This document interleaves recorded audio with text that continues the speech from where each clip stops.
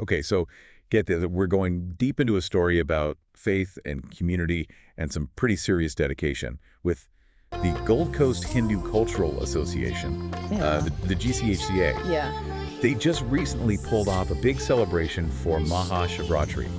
And we've got this great article here from the Indian Sun. Oh, cool. It's an Australian publication Right, giving us guys. all the details about it. And I think what's really interesting about this whole story is that they managed to make it happen even though there were a few kind of curveballs thrown their way. Yeah, it really speaks to how important this festival is to people and the commitment that the community has to keeping these traditions going, you know? Yeah. Like even on a Tuesday night, Right. they had 150 devotees come together to celebrate this Tuesday night. Wow, that's dedication. at the Albert and Waterways Hall in Broadbeach, Australia. Wow. So Maha Shivratri, I know that it's a major Hindu festival, but for someone who's maybe not familiar, can you kind of tell us what the meaning behind it is? Like, what's the significance for the devotees who are celebrating? Sure. So Maha Shivratri is a celebration of the Hindu god Shiva. Okay. And specifically, it commemorates the night that Shiva is believed to have performed the Tandava. The Tandava. Yeah, it's this divine dance of creation and preservation and destruction. Wow. So it's a really, really big deal. Yeah. And it's a night of really intense spiritual reflection and devotion. And a lot of devotees will fast and offer prayers throughout the whole night. Wow. And for the GCHCA, celebrating Maha Shivratri is a way to connect with their heritage and share their faith with the broader community. Okay, that totally makes sense. Now, I know from the article that there was a little bit of a twist in their plans for this year. Mm-hmm. They were originally supposed to have the celebration at their brand new temple, right? Yeah, that's right. They've been working on this incredible cultural precinct on Blythe Street in Arundel, and it's got this multi-purpose hall that's designed to serve as the temple. Wow. But as you can imagine with construction projects, sometimes things don't always go to plan. Tell me about it. And so there have been a few delays, partly due to weather, which is not uncommon in Australia. Of course, yeah. But it pushed back the completion date, but they're actually in the final stages now, so they're just wrapping up the parking and amenities. Oh, wow. And they've even got a residence for the priests that's being built as well. That's amazing. Yeah, it's very exciting. So wait, so if the building's almost done, why couldn't they hold Maha Shivratri there? Well, there's a little bit of a holdup. According to the article, the temple needs to be consecrated before it can be officially opened. Right.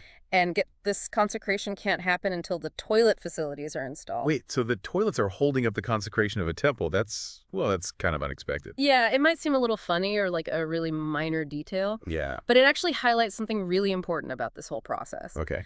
The consecration follows these traditional practices that are outlined in the Agama Shastras, which are these ancient Hindu scriptures, and it's about ensuring that the space is sacred and pure.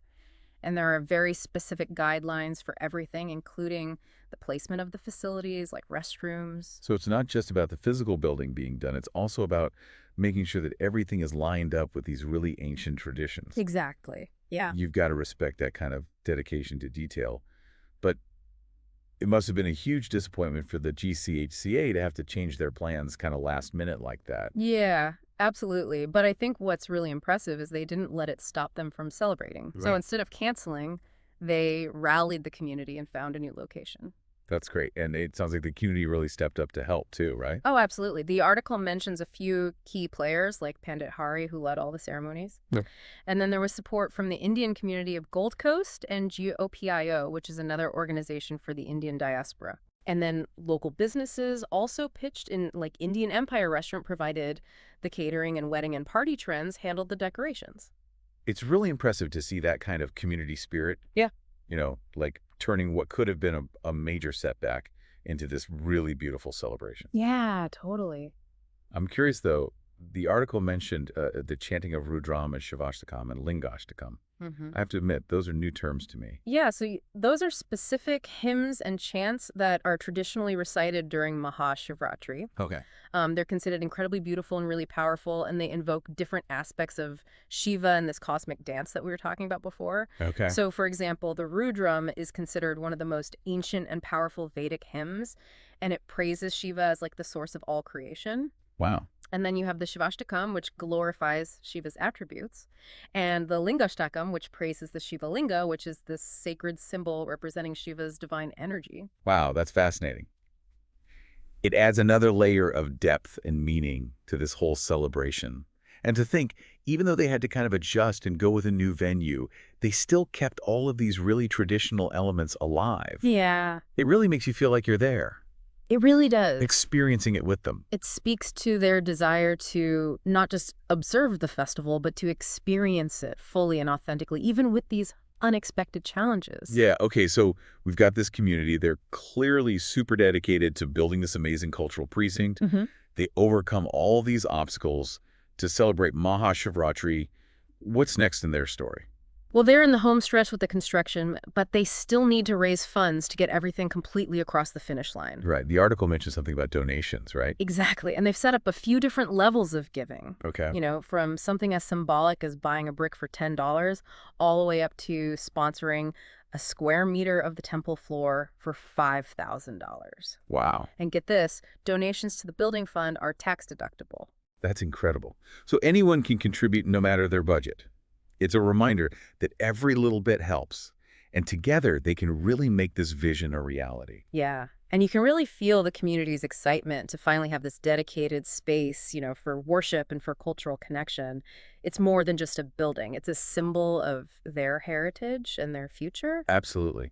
It's pretty amazing to see how much they've already accomplished with this project, but I'm curious what this cultural precinct is actually going to mean for the community. Like, what kind of impact are they hoping to have? Yeah, well, the GCHCA's vision goes beyond just having a place for religious services. Okay. They want to create a real hub for the entire Indian community on the Gold Coast. Hmm. A place where they can celebrate their heritage and connect with each other and really importantly, pass on their traditions to future generations. So it's as much about building community as it is about the actual physical building of the temple. Exactly. Yeah, think about it. Like having this dedicated space means they can host so many different events and cultural programs and language classes. Right. Even things like yoga and meditation. Yeah. It just opens up so many possibilities. That's really cool. It sounds like it's going to be a really vibrant and welcoming space for everyone. Yeah. But I can't help but wonder, they face all these construction delays. They're still fundraising. Does it ever feel overwhelming for them? I'm sure there are moments of frustration, Right. but I think what really comes through in the article is this incredible sense of resilience and optimism that they have. I mean, they've come this far and they're so clearly driven by this deep belief in their mission. Yeah, it's really inspiring, and it makes you think about what motivates people to contribute to projects like this. Is it Yeah. a connection to their heritage? Is it a desire to support their community or something else? I think it's often a combination of factors, like Yeah. a sense of belonging, the satisfaction of building something that's really meaningful, the pride of preserving their cultural legacy for future generations. It's about creating something that will benefit not just themselves, but their children and grandchildren as well. It's like planting a seed that's just going to grow into this really beautiful and lasting thing. And it's not just about financial contributions, Yeah. right? The article mentioned that there were community members actually like lending a hand with the Maha Shivratri event. Yeah. I imagine that kind of support is crucial too. Oh, absolutely. Whether it's volunteering their time or sharing their skills or even just spreading the word about the project, Hmm. every act of support really contributes to the collective effort. And I think that's what creates that strong sense of ownership and connection within the community. So even someone who might not be Hindu could still find value in supporting a project like this. Absolutely. I think it's about appreciating the diversity of cultures that we have Yeah. and recognizing how important it is to preserve those traditions because ultimately it just enriches the tapestry of our society as a whole. That's a great point. It makes me think about the broader implications of this whole story. Like the power of community, the determination to overcome obstacles, the commitment to keeping traditions alive. It's a story that reaches far beyond just this one community. I completely agree. I think it speaks to this universal human desire to connect with each other, to belong, to find meaning and purpose in life. Hmm. And it shows what we can accomplish when we all come together with a shared vision. It's a reminder that even small contributions can make a huge difference. Mhm. And who knows, maybe this story will inspire other people to start their own projects, to build something that strengthens their own communities and creates this really lasting legacy. Yeah, it really makes you think like, what would it take for me or you to get involved in something like this? You Right. know, what kind of project would really ignite that passion and make us want to contribute? It's a great question. I think it's worth reflecting on. Yeah. What causes really resonate with us deeply. Yeah. Where do we see a need that aligns with our values? Right. Maybe it's something that's connected to our own heritage. Hmm. Or perhaps it's a cause that addresses a social issue that we really care about. It could be anything, really, Hmm. as long as it sparks that drive to make a difference. Yeah. And it doesn't have to be this like grand sweeping project either. Right. Even small acts of support can ripple outwards and have a positive impact. Absolutely. Volunteering at a local charity, mentoring a young person, Right. even just lending a listening ear to someone in need. Yeah. Those are all valuable contributions that can really strengthen our communities. Sometimes it feels like the world is so full of bad news, but then you hear a story like this Right. about a community coming together to build something so positive, Yeah. and it just restores your faith in humanity a little bit. It's a good reminder that we're not just isolated individuals out there. We're interconnected, and our actions have the power to create a better world one step at a time. I love that this whole deep dive into the GCHCA's journey has been incredibly inspiring. They've faced these challenges, they've rallied their community, they've stayed so true to their vision. Yeah, they haven't given up.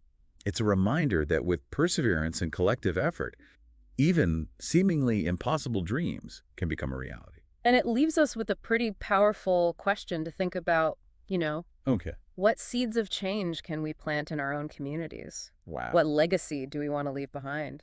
That's a great thought to leave our listeners with. Well, thanks for joining us on this deep dive. Yeah, it's been a pleasure. We hope it's sparked some inspiration and maybe even a few ideas about how you can make a difference in your own corner of the world.